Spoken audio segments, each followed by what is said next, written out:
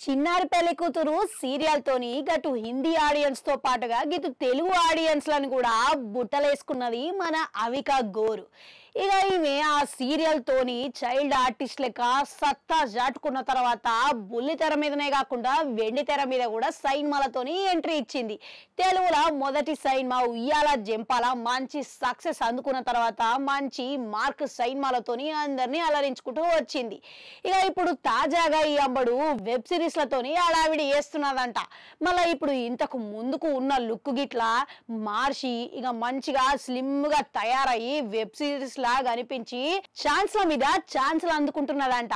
మళ్ళీ ఇప్పుడు రీసెంట్ గా ఇటీవల ఒక ఇంటర్వ్యూలా ఈమె ఒక విషయం గురించి చాలా సంతోషంగా ఉన్నదని వెల్లడించిందంట. గదేందనంటే ఇక పిఎం మోడీ నివాసంలో జరిగిన ఓ విందుకి ఈమె పాల్గొన్నదనంట. గది గిట్లా వియత్నాంకి వెళ్ళి వచ్చిన ప్రధాని కోసం అని ప్రత్యేకమైన విందు ఏర్పాటు చేసినప్పుడు పిఎం మోడీతో పాటుగా ఇండియన్ ఎంటర్టైన్మెంట్ ఇండస్ట్రీకి వెళ్ళి ఈమె ప్రతినిధి లెక్క పోయి అందరినీ గౌరవించిందంట. ఇక చూసిరా చాలా గ్రేట్ అనే చెప్పుకోవాలి.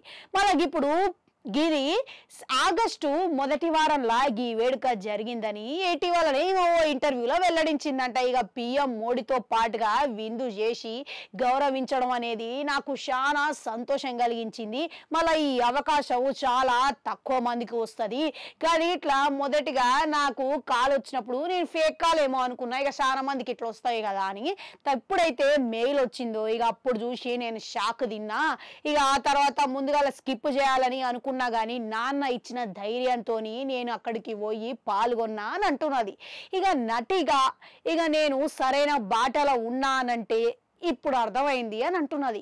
గంతేకాకుండా ఈ అమ్మడు ఈ విందు తర్వాత ఈమె జీవితానికి చాలా కాన్ఫిడెన్స్ ఇచ్చిందని మరిన్ని సైన్మాలు చేయనీకే మంచిగా దారి చూపించిందని చెప్పుకొచ్చింది. ఇక ఎంతైనా కానీ గిస్ వంటి ఛాన్స్ చాలా తక్కువ మందికి వస్తుంది, అరుదుగా వస్తుంది. కాబట్టి ఇక ఇంత చిన్న వయసునే ఇంత తొందరగా పిఎం మోడీని కలిసి గిట్లా సత్కరించుడు ఇట్లా గౌరవించుడు వాళ్ళని అని అంటే చాలా అరుదైన వాళ్ళకి వస్తుంది అనుకుంటా ఆమె ఎగ్జైట్మెంట్ తోని ఇక ఇంటర్వ్యూలో వెల్లడించిందంట. ఇక ఏదేమైతే కెరియర్ ఎట్లా నడుస్తున్నా కానీ ఈమె వచ్చిన ఆఫర్లని అసలు ఏవి వదలకుండా మంచిగా క్రేజ్ సంపాదించుకుంటా ముందుకు నడుస్తూ ఉన్నది. ఇక ఇన్నారు కదా ఈ ముచ్చటంతా ఇన్న తర్వాత ఇక మీరు గిట్లా ఏ పని అయినా కానీ ధైర్యంగా చేయాలి.